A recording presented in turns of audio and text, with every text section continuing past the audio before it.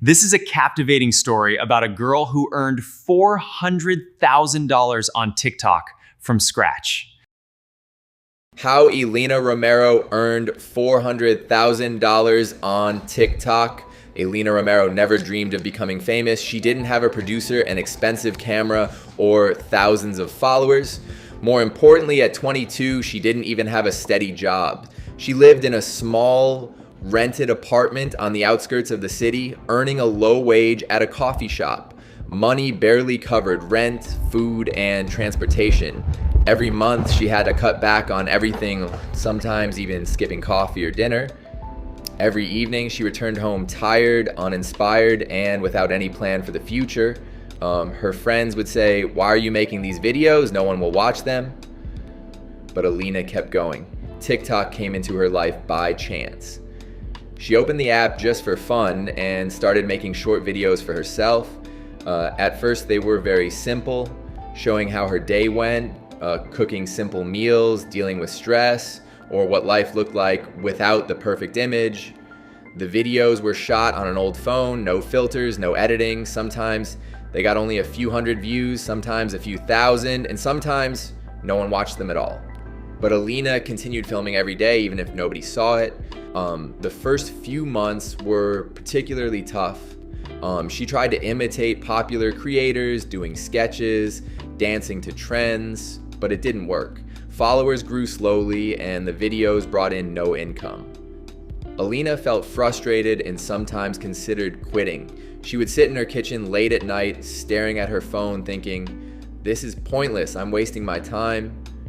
But then she noticed a pattern. Videos where she honestly shared her struggles and failures unexpectedly gained more views. People were interested not in success stories, but real life.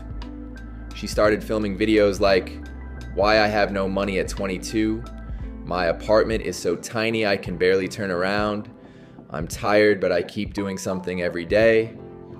And one day, one of these videos went viral, 300,000 views in a single day. Her followers grew by 5,000 overnight. A couple of weeks later, a small brand reached out to her.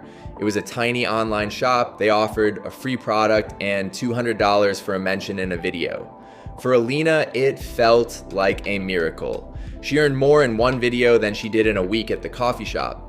The video felt natural, no pressure, no shouty advertising, just a part of her daily life, and it worked. From that moment, Elena started seeing TikTok differently. She realized the key wasn't copying trends, it was honesty. She began posting 1 to 2 videos per day, but now each video had a purpose.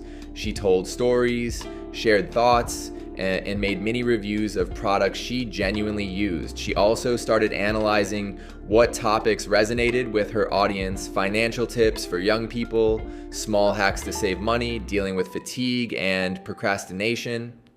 Followers grew slowly but steadily.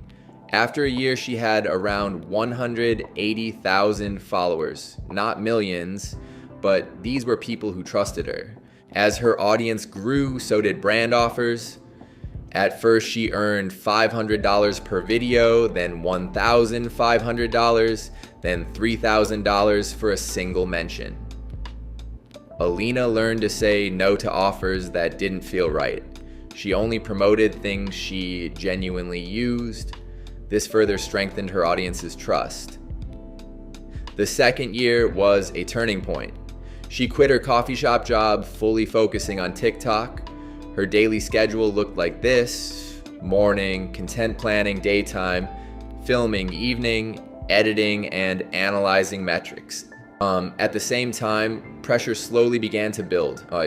For the first time in her life, Elena realized that TikTok was no longer just an app. It had become her main source of income and her biggest responsibility. Some mornings she woke up with anxiety. What if views dropped? What if people got bored? What if brands stopped calling? There were days when videos performed poorly, or 10,000 views instead of 100,000. Silence in the comments, no new followers. On those days, Elena felt the familiar fear return, the same fear she had felt working at the coffee shop, the fear of instability, but instead of panicking, she did something different. She talked about it. She filmed videos titled, "What No One Tells You About Being a Content Creator," "I'm Scared My Income Might Disappear," "Not Every Month is Successful," and "That's Okay." These videos didn't go viral immediately, but they built something far more important in loyalty. Alina also began experimenting with longer storytelling formats. Instead of quick clips, she told full mini stories. How she negotiated with brands, how much creators really earn and lose, how taxes, burnout, and pressure affect online work. People stayed until the end. Watch time increased. TikTok's algorithm noticed. Her videos began appearing on the For You page more often, not because they were flashy, but because people didn't scroll away. Around this time, Alina made another important decision. She stopped chasing virality. Instead of asking, "Will this go viral?" she asked, "Will this be useful or honest for at least one person?" Sometimes those videos reached 20,000 people, sometimes 200,000, sometimes over 1 million.